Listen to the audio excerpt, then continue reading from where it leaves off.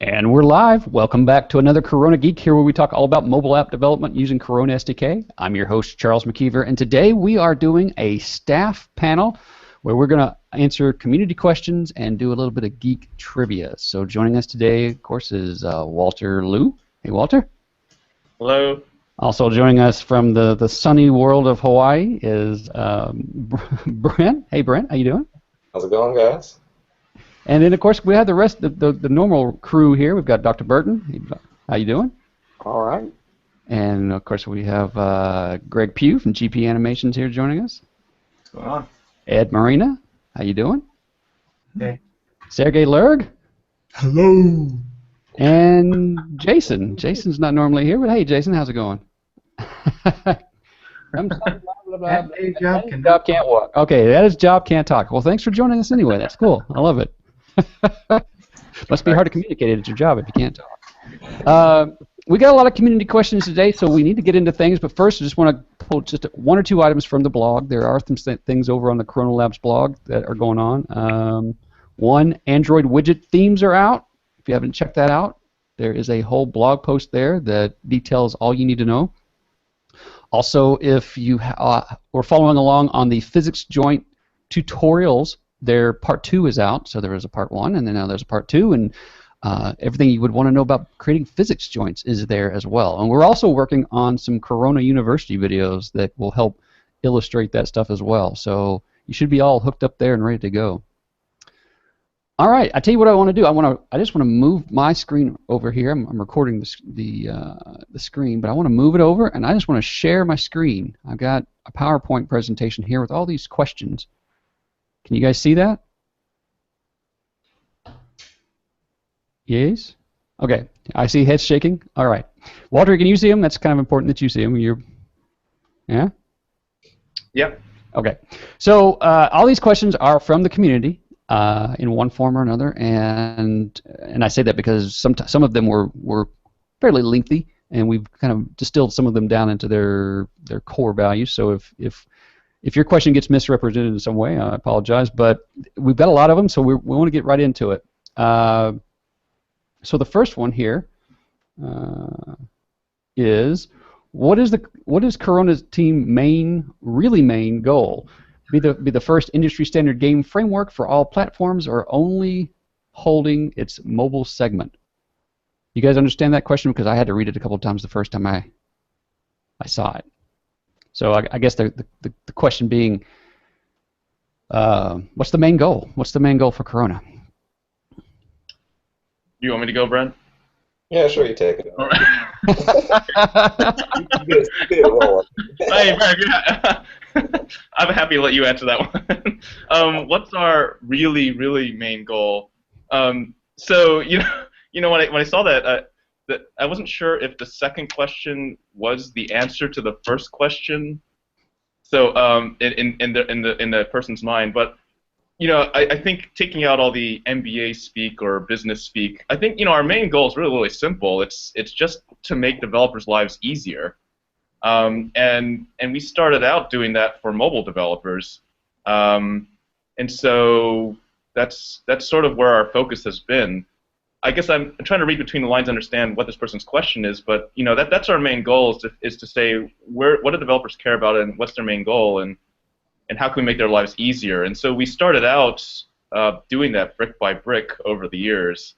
And so our focus has started out with just saying, let's build a cool engine, mainly a graphics and audio engine that allows people to build interesting content for the App Store, for the iOS App Store when it came out, and then branched into the Android App Store, and we're also doing something now for Windows Phone 8 that we've seeded out to on a private beta basis. But that's just been our goal all along, just to make developers' lives easier. How can we make them more productive? Walter, part of I think what I infer from the question is that we're moving into. We started out with mobile devices, phone right. and tablet. Now seems like the industry is really focused on cars and televisions and. Oh, sure. So I mean, we definitely are keeping our ears to the ground on what when we say mobile, I guess even when I was working mobile stuff back at Adobe, we'd always thought of mobile as just a sort of a shortcut word for mobile and devices. So yeah, certainly, we've tried to keep abreast of things. So for example, Amazon has brought over support for the Amazon Fire TV, which runs Android, and so we've tried to make sure that the most important things in Corona continue to work on that device, and in large part they do. And so TV is going to be a new area. There's there's this whole interest in wearables, and we've seen even people who've played with Android-based. I think there's some sort of Android-based watch that I think Samsung or somebody put out, and there was a guy that actually ported a Corona game to it. So we're definitely interested in making sure Corona works well across the different devices. But our focus right now continues to be where the predominance, where the market is predominantly, which is iOS and Android. Yeah, I imagine it would be hard. We definitely have our core competency we have to do well on, yeah. And then think about strategically about how we're going to support all these other devices that are out there while maintaining a strong core. So. Yeah. I imagine it would be hard to chase something. I mean, the industry moves so fast, and like you say, the wearables and things like that coming up. It's hard to know who's going to be the predominant player. And we've tried to do that a couple times. I think a couple years ago, just several years ago, when HP and Palm were actually trying to do search. You may remember WebOS. They were really excited about it. We actually did spend some resources, working with them on it, but then they canceled it, and so it didn't go anywhere. And we've done other forays into things like Ouya and things like that made a big splash, but then sort of haven't gained the traction that people were hoping they would.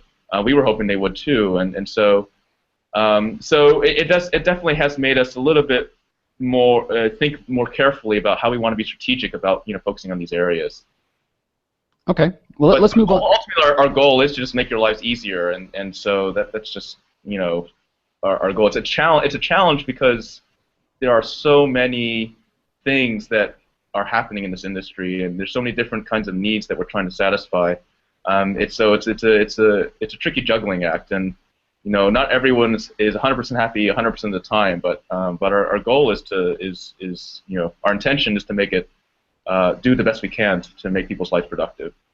Anyway, hopefully that answers the question.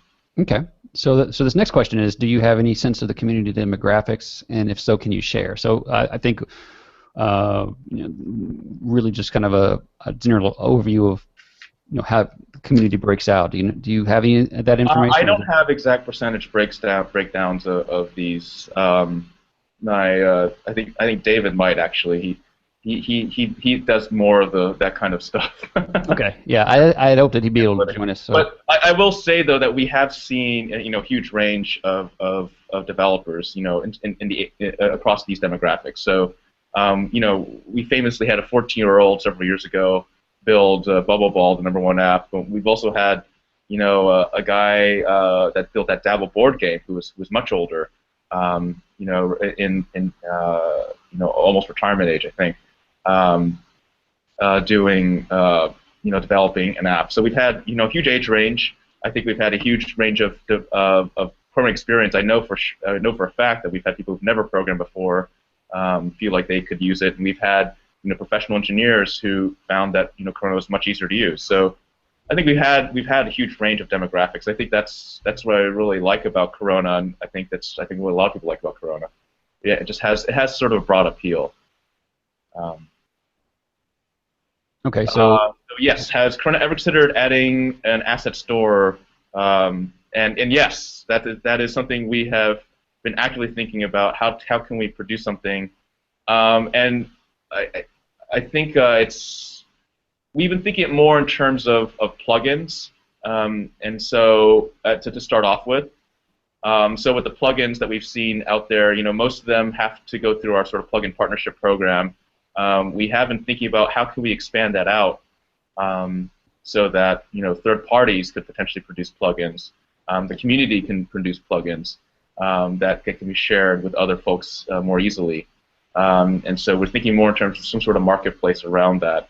And we've done some sort of small tests with that. We had Danny Glover, who from Gremlin Interactive, produced some plugins that we have sort of allowed him to sort of share with the community, and so yeah, we are actively thinking about how can we kind of build that out in a more sort of scalable fashion. Ed, I know that as a library author, you have some more thoughts on this, and Sergey, I know you'd mentioned some stuff last week. You guys got anything to share on that? Any questions? Sergey, you want to go first?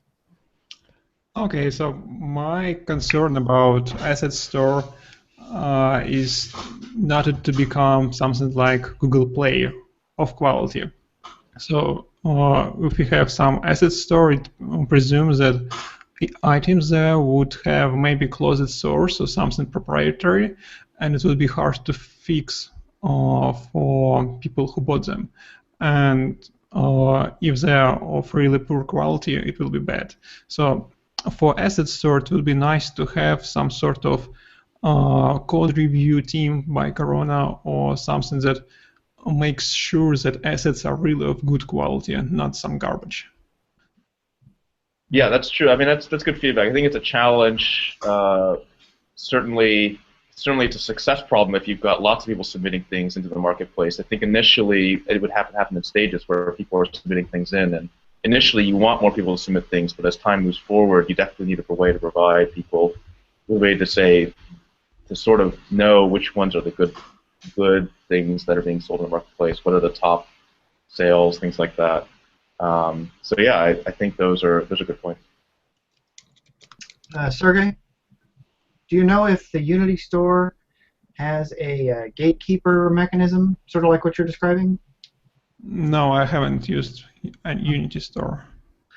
And then I wanted to add to what Walter was saying is I'm happy to see more plugins, but actually I presented this question, and one of the things that I was hoping is there would be a marketplace someday for plugins, yes, but also for utilities and libraries and solutions, things like that, because I'm sure you've seen the Unity store, but there's a wide variety of assets available there, and I hate to keep saying the word Unity, but just using it as an example. So, Got it.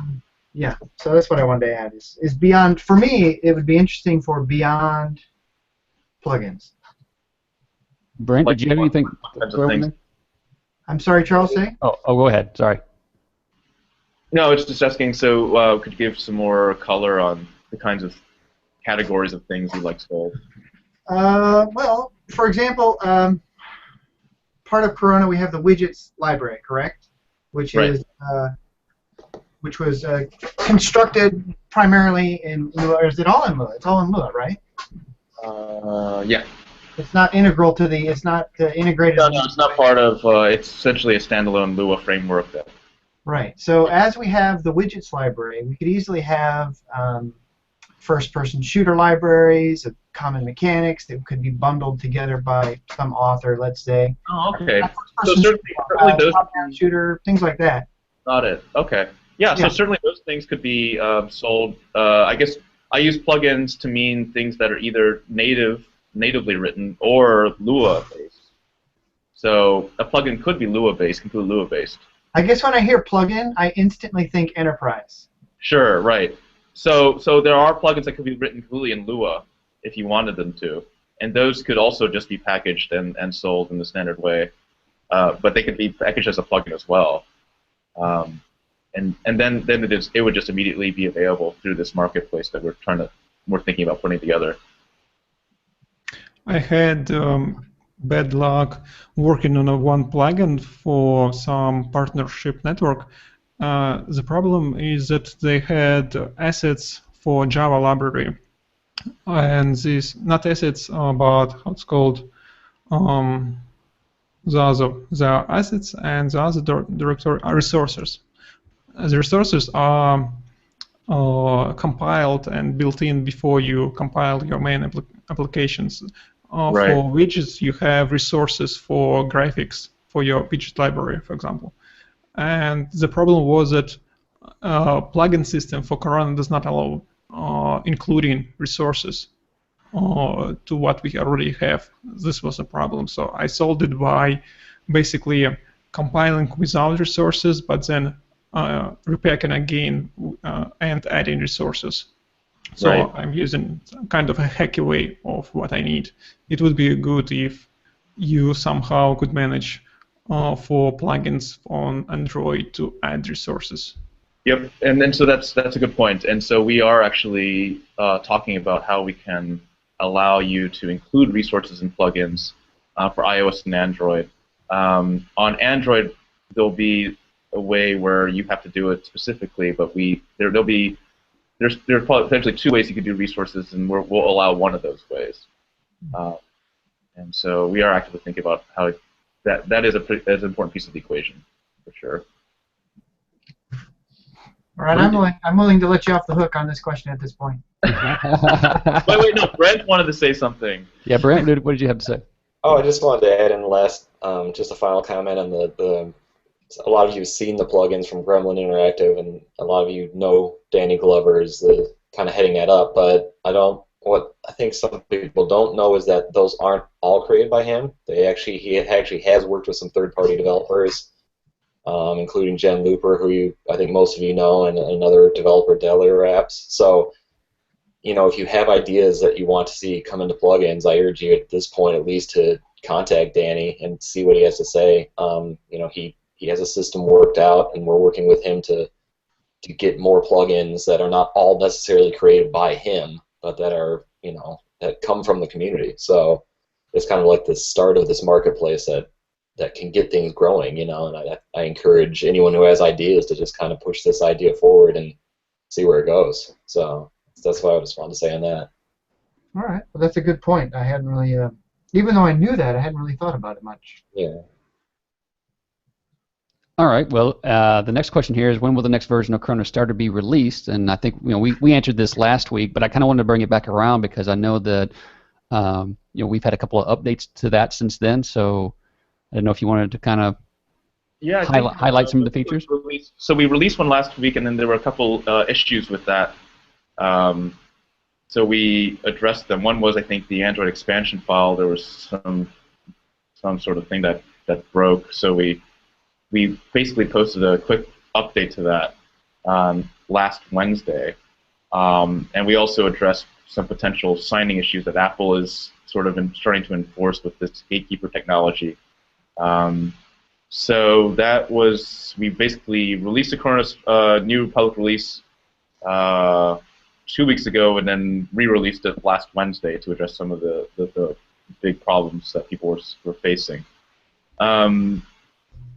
And so that's out. That's out right now. And I believe we're actually going to resume daily builds this week. So we let it sit for almost a week, and so we're basically saying, now it's time to resume daily builds. So for those who don't know, so how does that work when you're getting ready to go up to the release of a public release? How does that work in terms of daily builds and stopping? Sure. So what happens as we start marching towards a public release is we'll fork our code base so that any active development can continue on a fork on this queue, and then the main repository is where we continue to do bug fixes as we're QAing things, marching towards a stable release of the public release. And so that usually we usually start basically testing a lot of different moving parts. So we have to test the simulator that works on the Macintosh. We have to test the simulator that works on Windows machines. We have to test on the device for iOS and Android on a multitude of different devices, and we have a series of test cases, including our sample code and some other unit tests. But I think we've gotten better at it over the years, and I think large part of that has been trying to be very vigilant about maintaining a relatively good quality on the daily builds. I think there was a period of time where the daily build quality went down significantly, so to be unusable as something you could ship with. And so we worked very hard, I think starting about 2 years ago, maybe a year and a half ago, year and a half ago to 2 years ago, really is focusing on the quality of the daily builds. So anytime people in community noted regressions or we found regressions, that would be the priority one bug. And people on our team were expected to stop what they were doing, fix those regressions before they could continue doing their feature work. So it worked out as a good incentive program. The fewer bugs you put out, the more you could work on new things. And engineers always like working on new things rather than maintaining it. So it worked out as a good way to incentivize people to say, hey, you don't get to do anything until you've got all your regressions out of the way. And then as part of that, we also started saying, hey, let's start addressing some of these higher priority or annoying bugs that keep occurring that generate a lot of support issues. And so we've tried to nail down those over time. The challenge is always that some sort of market-driven forces us to get distracted. So, for example, Facebook keeps coming up as an issue because Facebook keeps breaking their stuff. And so we always have to periodically update that third-party SDK or something, or find something that they've changed. It's always been a thorn on our side. And then, of course, whenever iOS or Android has a new update version of their software, or a new iOS device comes out, we always have to double check that nothing really breaks, and inevitably something does. And so those are the kind of sort of randomizing factors in our cycle. But overall, we try to kind of maintain a good quality in daily builds, so that as we march towards march towards a new public release, it's not as painful as in the past. It's still kind of distracting, but we try to keep it as under control as we can. Okay. Does that answer your question? I don't even know. Yeah, I think that's great. Yeah. Rewind. It's a good insight into the process, I think, because not everybody has. Yeah, it's a crazy kitchen. Sometimes I watch. Do you guys know this TV show Kitchen Nightmares with Gordon Ramsay? Yeah, I watch that. You watch it sometimes, and it's like sometimes there's scenes where the front of the house is talking to the back of the house. They're trying to communicate, and it gets a little crazy. Mobile's kind of like that in general. I'm not saying our kitchen's that messy, but mobile's kind of like that in general, because just the ground's always moving underneath you. I think there are always larger forces at work that you have your own thing that you want to do, and then Apple does something, or Android does something, or Facebook does something, and it always makes for an interesting dynamic. Sorry, I think Ed, you wanted to go back to something on that previous slide, right? There was. Yeah, I'm sorry. Maybe you said it, and I was being bad and writing a note or something, not paying attention. But this part here in black, I'm pointing at it like you can see it. AdMob v2 Corona Viewer particle effect. If I'm a starter, which I'm not, okay, so the reason I'm asking this is because I try to answer questions in the forums, and sometimes I get confused about what is supported in the, basically the free version. Right. So I think AdMob v2 is available to starters. Corona Viewer is not. We view that as a pro feature, because that's the kind of feature which enables you to get higher productivity, and we figure if you really value your time, because you're a pro user, well then your time's valuable, and so that's more and more of a pro feature then in that case. And I think the particle effects is we consider as a premium graphics feature, I believe. So that is also a pro feature. Okay, I thought that was the case. I just wanted to be sure. And I said the wrong thing the other day in the forums, and then I had to correct myself because I was in terms of version. Yeah. So, but that's a good point. We should. I think we have a chart somewhere on our website, and we should update that if it's not already been updated. And it's in the release notes. I still just made the mistake thinking from my release numbers. Right. Oh, and just before we go, awesome Corona Viewer. I've used it in both flavors now. iOS and Android, and it's really quite helpful. Yeah, well, so there's an interesting story behind the Corona Viewer. Dropbox has their API, but boy, we had to work around a lot of limitations. They don't have a, and so they have three kind of API sets, and I think probably we used the wrong one on the iOS side. So what happened was we explored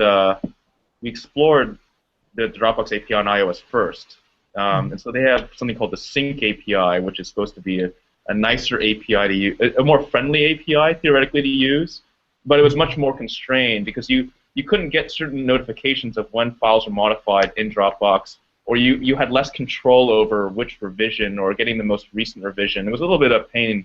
And then on top of that, we found that Dropbox itself has a funny policy around case sensitivity.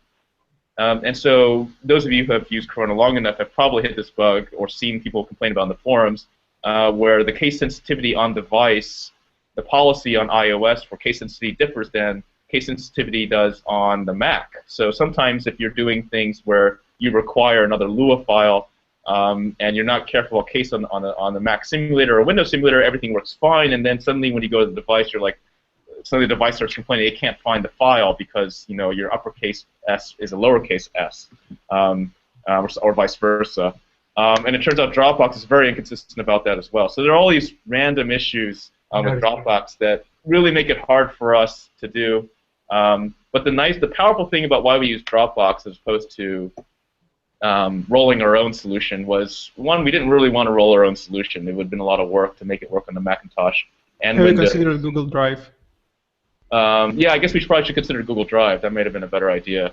But I guess with Google Drive or Dropbox, the idea is that you could have multiple devices simultaneously update while you're editing your file on your desktop computer. And so we think that's a huge win productivity-wise, even though there are some warts and issues. There's some flakiness involved with using this tool. We think it's still worth the little bit of that pain, just because once you get it set up, you're iterating really fast on these devices. Mm-hmm. So, but anyway, just a little bit color to the challenges we hit, and I guess I think some of the alternatives were like we've heard people ask, well, why don't you add wireless Wi-Fi support, type an IP address, and I think we could have. It would have been a lot. I think it would have been a lot more work, and we would have been debugging networking, and we know enough to know that would have been a month project by itself. So you can never make all your customers happy 100%. Yeah, exactly. So we thought the trade-offs were worth it. I know some people disagree, but we think people who've got it working are really happy with it. I'm pretty happy with it. I think it's actually really useful.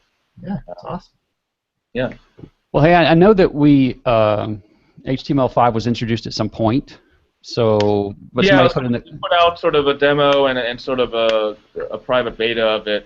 HTML5 is a tricky platform to develop for. We definitely are interested in it, but I think people were seeing us put out a lot of stuff, and what we decided was, hey, we have a lot of these other things that we need to sort of polish. So we said, look, the Composer GUI is something that we've been putting a lot of effort behind. So we've been focusing our efforts there. We wanted to make sure our core is there. So HTML5 is still on our agenda, no question. But it's just we've been putting a lot of our energies behind, making sure certain other things that we've been also working on prior to this are solid first. And I think some people have mentioned that in the forums of saying they want to see that as well. So us focus on polishing some of the stuff that's out there. And then, of course, there's other people who are like, well, I really want HTML5. It's really, really cool. So it's a balancing act. We want to make sure that we establish some solid foundations in other areas that we've sort of taken initiatives on first.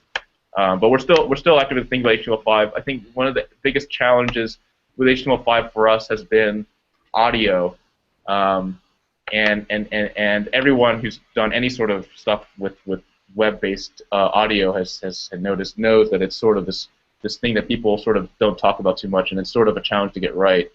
And so we've been struggling to get that work, and that's probably one of the bigger areas that's been slowing us down and sort of getting this thing closer to more of a prime time situation.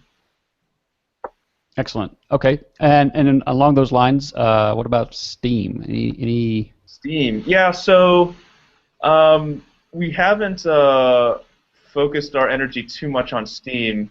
I guess we were sort of given some of the forays we've done in the past and other platforms where there's a lot of hype initially that hasn't sort of quite panned out. We sort of want to take a wait-and-see approach on this one a little bit. I think, so we haven't put as much focus there. I think we're still open to it. I have to ask you, Walter, if you did decide to do Steambox. So Steambox is what, Linux-based, right? I think so, yeah.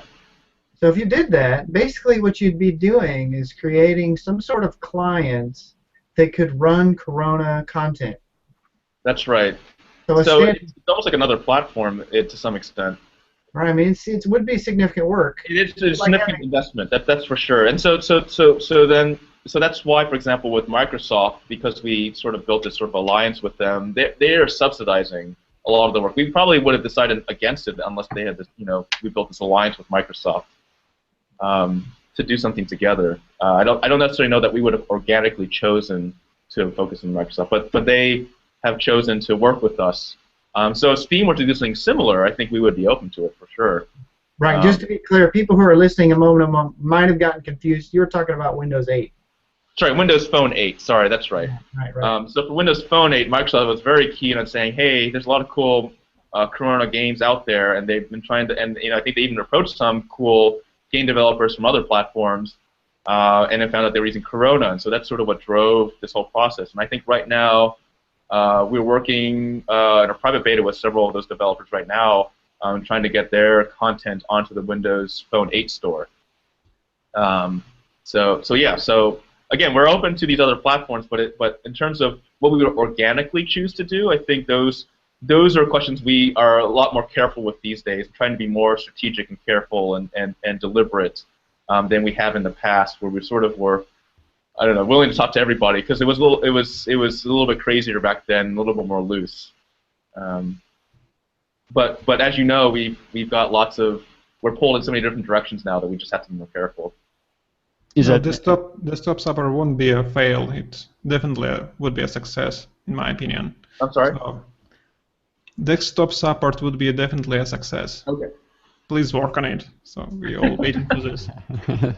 +1 there, huh? Well, Plus the next one, question. I mean, if you guys ever did commit to making a desktop client for Mac, Windows, I'd be super stoked. Yeah, so I mean, I think our work on Windows Phone 8 has really sparked that discussion internally. As soon as we can satisfy some of Microsoft's immediate needs, there may be an opportunity to leverage some of the work we've done from Windows Phone 8 into the Windows Desktop to build Windows Store apps. So we sort of naturally discussing, is there a point where we could sort of leverage and refocus our efforts there.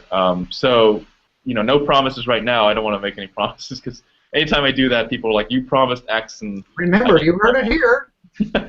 I get in trouble whenever I do that, so I don't want to make any promises. But I just want to help you guys understand that we are thinking about that actively. It's a question that we do keep coming to. I didn't say we were promises. I didn't say we were going to go to dinner. I just asked if you were hungry later. Right. Where's my ring? Yeah. Let's go to Tiffany's right now. My main concern about desktop support is that you already have simulator.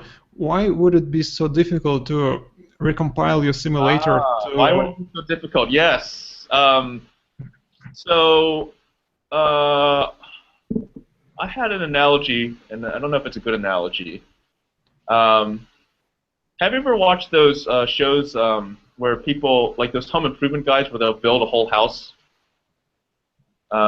It's like this old house, or I don't know. In half an hour with commercials? No, it was like on PBS or something. Anyway, these guys would be like, they build a whole house. It'd be like a 20-part series where they build a whole house, right? And they would talk to the architect. They would lay the foundation. They would build the scaffolding. They'd put the roof on, the walls, and everything. And that would get them to like episode 12. And there would still be 8 more episodes where they're doing all this, all the like electrical, the trimming, all the weird little like like the handles on cabinets, the faucets, and all these little light switches and everything, the doorknobs and everything. And that would take another 8 episodes. But so you would see all this stuff that looked almost done from the outside, all the windows, the roof, the painting on the exterior would all be done. And you'd be like, hey, why is 8 more episodes? Why is it almost half the more episodes to build to get the rest of the house all the way done? And software is a lot like that. Externally you'd be like, hey, it looks like it's almost done. But software's not like that, right? It's the 80-20 rule where the last 20% takes half as much time as the first 80%. So yes, we are 80% of the way there in terms of having an engine that we know works, a core engine that works on the simulator for the Macintosh and for Macintosh and Windows. But packaging that up and polishing all the pieces we need to make this work as kind of a general framework is a lot of work. And where do we draw the line? Do we only support the baseline features of the graphics engine and the audio engine, which would be more like a little more like Corona cards? Or what do we do then about in-app purchase? What do we do about the third-party service Facebook Connect? What do we do about any sort of ads that you want to put in there? What do we do about all these random third-party services that you want? I got an answer for you here, man. I got a solution for you. Okay. Part one. Just give all your code for the simulator to Sergey, because Sergey is like coding genius. That's part one. Right. Part two, say no social, no store, no this, no that. Just basic Corona features. Well, so just what you did for HTML. One line of thought along what you're saying, Sergey, is that we built something that's almost Corona cards-like in the sense that you have to use Xcode, you have to use Visual Studio. You just get a library that integrates with Visual Studio or Xcode, and it's not going to be the SDK workflow because the amount of work to build a true SDK workflow with all the features people want requires another team that we just don't have. And we're not putting any pressure on you or anything, right, Sergey? I mean, so anyway, hopefully that gives you more insight into the challenge it would take to really fully support it at the SDK level. I think there are areas that we could do that wouldn't be a full-on SDK. That would be more like what you see with Corona cards, where we stripped out a lot of the stuff, saying we don't support these things. Yeah, and Walter, the thing that you're saying but not saying completely, and it's something that I've always noticed about you in conversations that I've been part of, is that yes, you can do it, but that doesn't mean that it will be done properly. And then you always seem to be focused on the quality of the thing, right? Getting it out there, make sure that it actually is the product it should be, instead of just something to push it out the door. Well, right.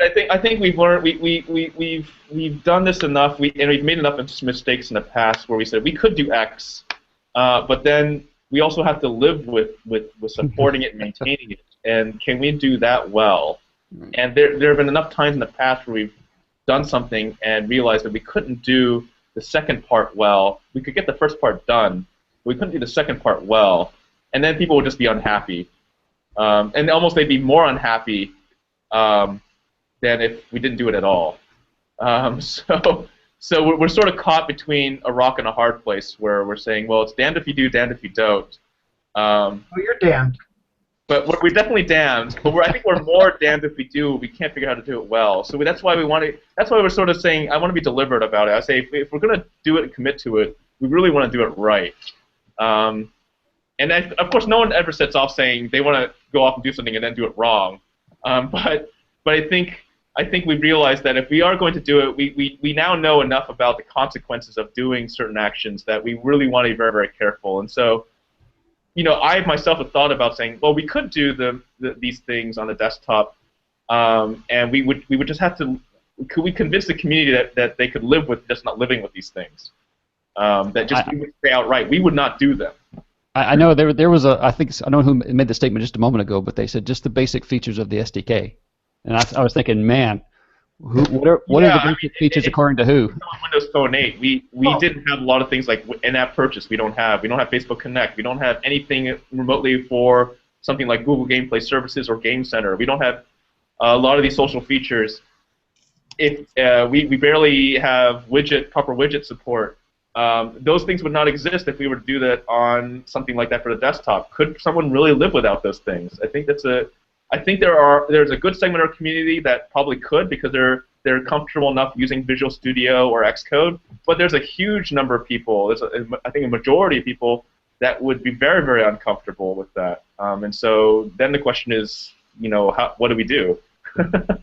There's a number of developers who use Unity to publish games on mobile and desktop, and they're not very happy because of nature of Unity being 3D. So Got it.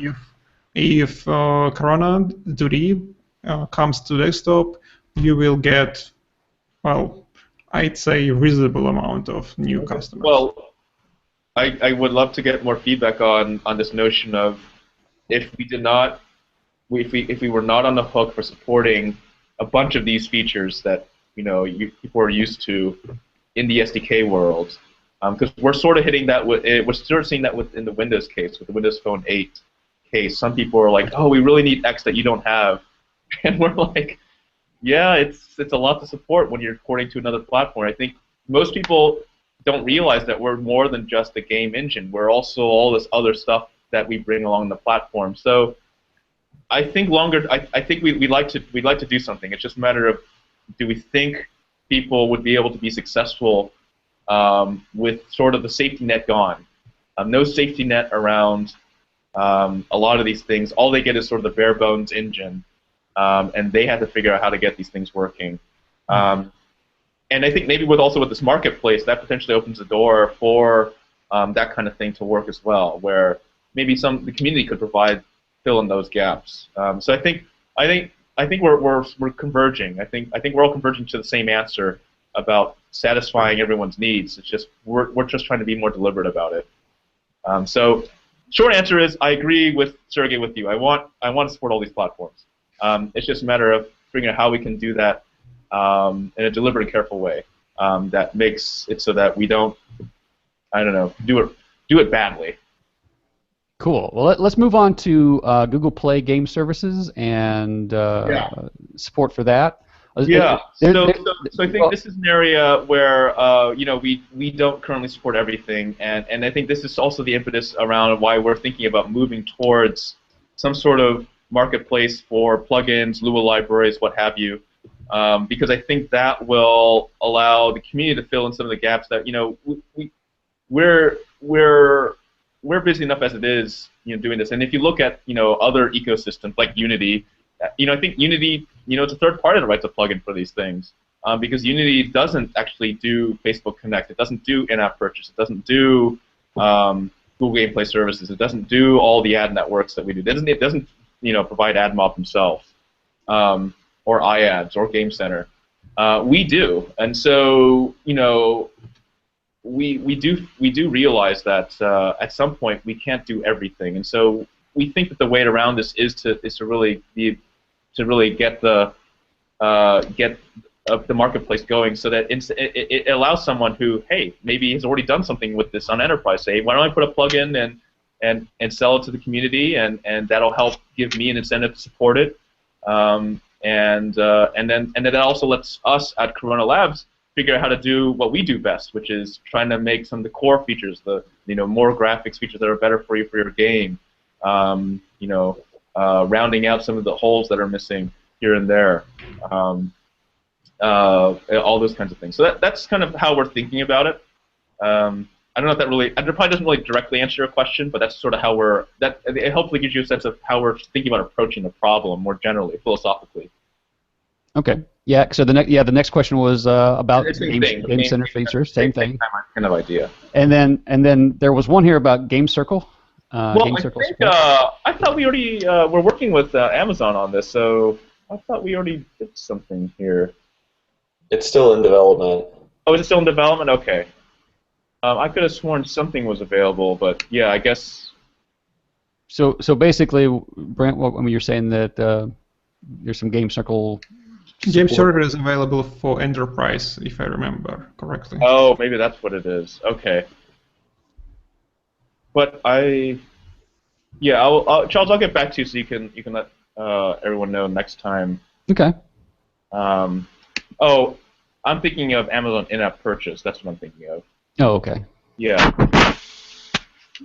There's a team out there that did a plugin for game for the Amazon. Oh, I'm thinking of the wrong thing too. Never mind. Shut my mouth. Yeah. So sorry, I'm thinking of the wrong thing. So I think we're also working with Amazon with Game Circle. Involving community on making plugins is a good way. Right. For development.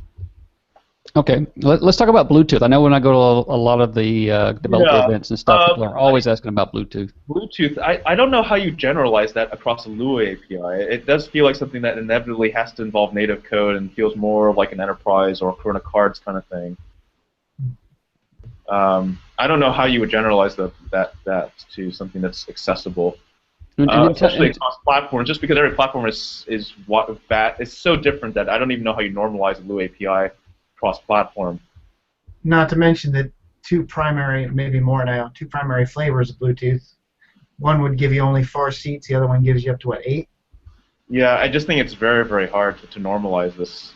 Do you feel like that it's more of a challenge than doing the cross-platform itself? I mean, I know that there's a lot of you've talked about before about there being a lot of variations and differences between Android versions, and Corona does a lot to try to handle that for the developers. I mean, this would be like, I think this would be an order of magnitude above what we tried to do in the past. Really, just that's amazing, because I think most people see Bluetooth as a thing. I think it's a general protocol. I don't know. I mean, I think most people look at this and say, well, you do TCP/IP and UDP, and you've got basic networking. How is that different from adding Bluetooth? Right. Yeah, except we leveraged the Lua community for that. Someone wrote a basic.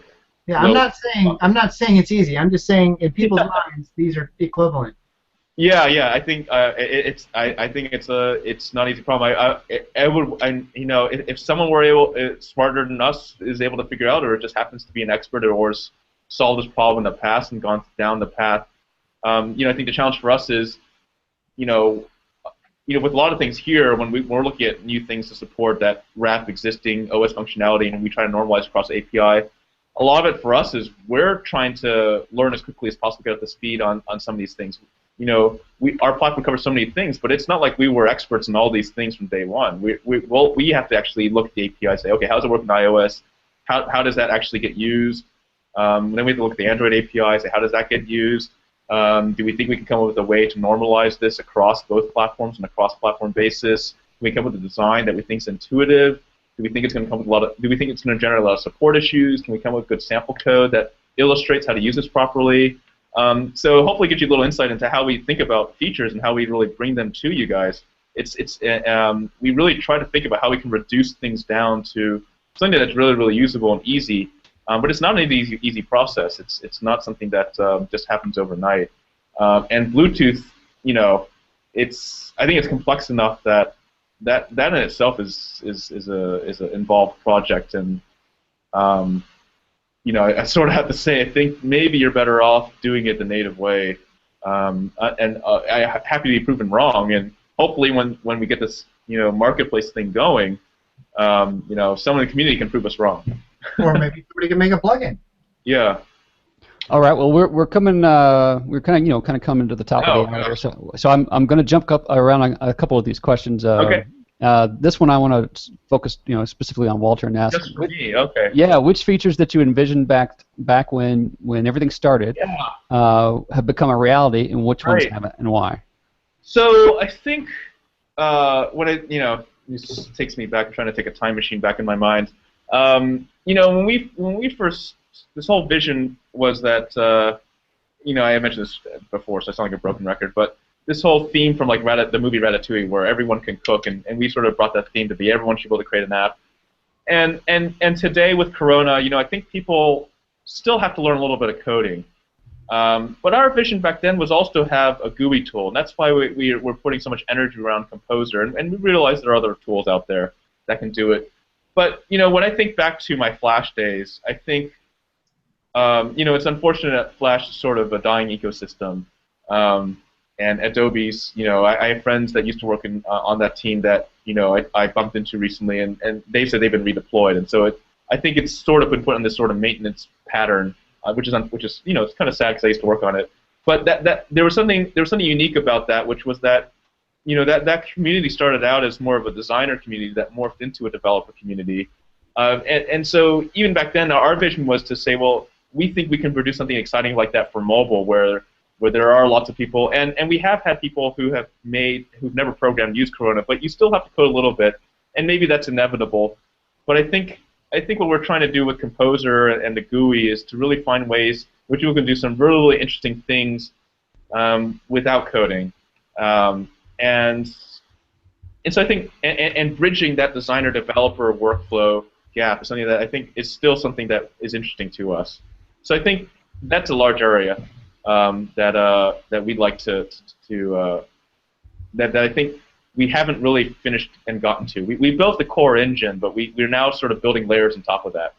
And I think Ed and Sergey are talking about well, what's the guts of Composer in, and it is done in Lua. We're dog fooding our own technology to build it. And originally, at one point, we had thought about shipping Composer as an iPad app, and so that was sort of another reason.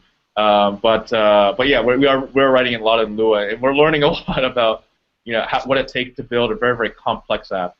Yeah, we're doing it Mac first, and we'd like to do Windows. There is a challenge with Windows, which is that we essentially will have to roll some sort of roll our own text input support to really make the text fields work. That's probably the biggest missing piece that is blocking Windows. So if anyone knows of a good library in OpenGL for text input on Windows, feel free to email me. Is there anything that you wanted to do back then that hasn't been done? I mean, is there? I mean, well, I think there has been this vision of really bridging in a very nice and productive way the design develop portion, the designer portion, develop portion, and that's where Composer GUI is trying to bridge that gap. And there are other tools that are more specialized out there, that are third party, and they're great. If you want to do sprites type stuff, that's there are better tools for that. We're not really focused there. Okay. And so for the panel that's here, yeah, what do you guys think Corona will look like in 2017? So if you had to just say, this is what I think we'll be doing there, and that might even include things that are maybe industry-wide, right? Like we talked earlier about cars and watches and whatever. I mean, has anybody got any thoughts there? Well, I'm going to turn it over to the panel because I've done too much talking already. So. Android audio lag fixed. Which one? Android audio lag bug. Really? Really? Are you kidding? That's your wish list? That's my dream. That's your dream? Well, so Yes. let me make one comment there, because I think a lot of people attribute bugs to Corona that aren't truly Corona bugs. And I was talking to our Android team earlier, because there was another question that Charles did not show about when the Android lag would be. When would we fix the Android audio lag? And this is an Android bug, and it's well known. It existed in 4.3, and I think they sort of improved it in 4.x or 4.2, I think, or I can't remember, 4.3. But we're hoping they'll fix their own bug pretty soon. I know that you have to use some kind of other audio library to fix this bug, right? And target higher Android version. I think the bug was insurmountable before 4.3 or 4.2. Like it existed. And then it got better. The latency got a lot better in 4.2 or 4.3. I can't remember which one. And I think in the upcoming Android L, hopefully they'll just finally cleaned out all the cruft so that it'll be solid. But other apps on Android don't have this line. Yeah, I mean, so that's why we've kept some of the legacy. We had an alternative audio path as a legacy API that we've kept in, and on iOS we say, well, we discourage you from using this, but on Android we sort of tell people, well, if the latency is that big an issue, there are these event sound APIs that you can still use. I think it's like the media.playSound. It's like the really old APIs that we have for sound. And so you don't get advanced audio mixing and things like that, but at least you don't have this latency problem. But it is much more limited. So anyway, sorry. You should make a plugin for it. That was a total sidebar. So back to the original question. I don't know, Charles. It's a hard question. I mean, personally, I think in 2017 we're going to have clients for the desktop. We're going to have an advanced composer with a community around it where people make parts to improve it or add tweaks to it or little tools to it. I think that we'll probably have some kind of a community marketplace at that point. Basically, the things we talked about. And then what else would be in it? I mean, what else could be in it? The only thing that's really missing is random crazy things that people ask for. I mean, core Corona Open is... source. I can't think of... well, I don't know about that. I can't think personally of a single core feature that I need. Core. I mean, you know, it's... You think my maybe definition of just core maybe may more be different. platforms? Just maybe more platforms, you know? Yeah, primarily for me, it's more platforms. And when we say platforms, are we including? I mean, is iWatch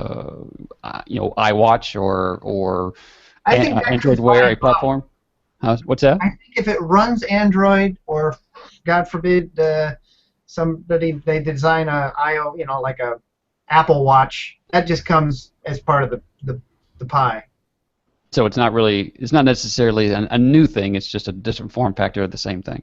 Yeah, if anything, those form factors to me would be, they'd come right out of the builds that we have now. In some way, somebody would be able to figure out how to make it work, but they'd probably be feature limited because of the target platform, not supporting certain features that Corona could do on an otherwise standard Android or iOS platform. Okay. No, I think that's good. Okay. Well, if if you guys come up with some, you break open. What am I trying to say? If you wake up in a cold sweat, break out in a cold sweat in the middle of the night, and you have a suggestion, send them in. We must have this feature now to be first. Well, I have a prediction, which is that Corona probably will no longer fit on a 3.5-inch floppy disk. What's a floppy disk? Wow. You know. I know what a floppy disk is. That people used to carry around in their chest pockets. That's right. I know what it is. I'm just saying, some of the people listening were, what's a floppy disk? All right. Walter, have you considered making your own new programming language, like Apple released Swift, Google released Go? No, that's maybe the Corona of the future will have more languages besides Lua. Who knows? That's a crazy. Well, then you have to go open source. Don't even pay attention to me. So the Torque guys went open source. They were open source for a long time, and then people started to integrate new languages instead of the Torque script base language. So that could happen if you do what Sergey said, open source. It was a joke. Maybe there'll be a holographic display in 2017. Then we'll go 3D. I was thinking mind reading. I think I want it to just I just look at the screen and it does what I want it to do. Right. Your copy doesn't do that now? No. Have you upgraded? Yeah, have you got the daily build? Daily build yet? Okay, so we've got a couple more minutes here. I want to do the geek trivia, and this is just fun stuff. That's kind of more industry specific or just geeky in general. But does anybody know the answer as to when did Apple's iPhone first become available? Let's see who's 2005. 7. iPhone or iPhone. Yeah. I was gonna say two. Anybody got a guess on a month that it came? I'll give the year here in a minute. I don't remember. June? August? Yeah, June. It's like summer, I think. Yeah, Sergey, are you on Wikipedia? Get off Wikipedia. Yeah, you cheater. You look like you're on Wikipedia. Your eyeballs are moving. I have to display to look it up. It was June 29th, 2007. Wow. Yes. I was close. I think I win. August 7. Which is still amazing that it's not really not that old. No, It's really it's not not. that old. It's so. And here's a really good one. I think it's going to trip everybody up on the panel. Who created the Android operating system? Andy Rubin? I saw this answer the other day. It's a small startup that Google bought initially. Some guy I don't we've remember never their heard of. name. All I right. thought it was Andy Rubin, but he's known to be the head of it. I don't know if he actually created it. Yeah, I didn't go that far into the research. Initially, it was developed by Android Inc., which Google backed financially, but later bought in 2005. And Android was unveiled in 2007.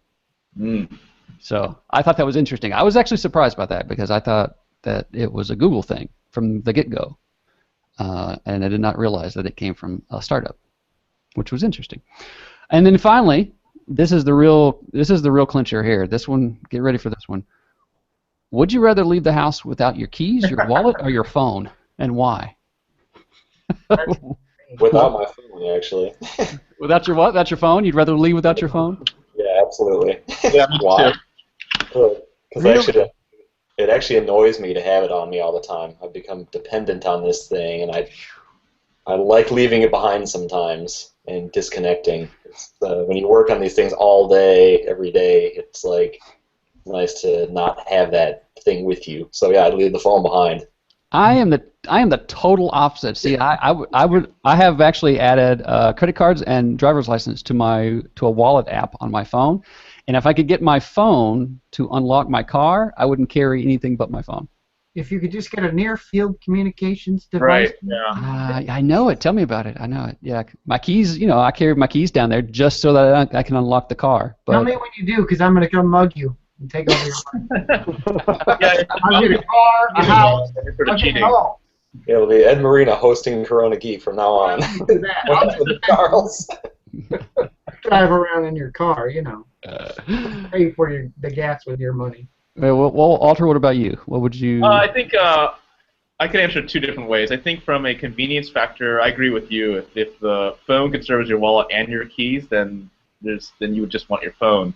From a detoxing perspective, the not being connected 24/7 perspective. I had a vacation recently where I went to Asia, and I didn't have an international data plan, and it was actually kind of refreshing that I could only connect when I was at the hotel with Wi-Fi, and when I was out and about, that was just not being connected. So it was a little bit of a detox exercise. Yeah. Did you carry so you didn't have your phone? I assume. No, I didn't have a phone. No, physically didn't take the phone. So did you take a camera? I had a camera, but it wasn't connected. Interesting. Yeah. So I guess that's the only problem. Like, the phone's camera is super valuable. So, but from a connectivity standpoint, I guess if there was an app for this where it would force me to detox from being connected, it would probably be a good idea for me. Right.